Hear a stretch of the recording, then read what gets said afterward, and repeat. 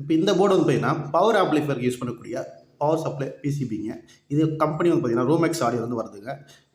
இதில் 3 விதமான சப்ளை எடுக்கலாம். ஃபஸ்ட்டு மெயின் சப்ளை பார்த்தீங்கன்னா நம்ம ஃபார் எக்ஸாம்பிள் 30-030 கொடுத்தா ஒரு மெட்டல் டயோடு இங்கே யூஸ் பண்ணிக்கலாம்.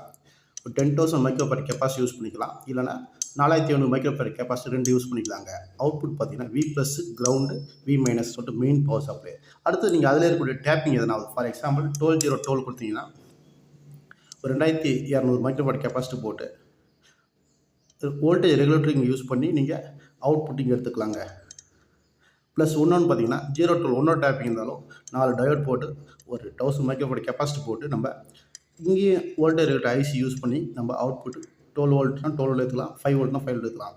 இதில் நீங்கள் மெயின் பவர் சப்ளை யூஸ் பண்ணிக்கலாம், யூஎஸ்பிக்கும் பவர் சப்ளை யூஸ் பண்ணிக்கலாம், கூலிங் ஃபேனுக்கும் பவர் சப்ளை யூஸ் பண்ணிக்கலாம். இந்த போர்டு வந்து பக்காவாக FR4 ரெடி பண்ணிக்காங்க. ட்ராக்கும் பக்காவாக இருக்கும்.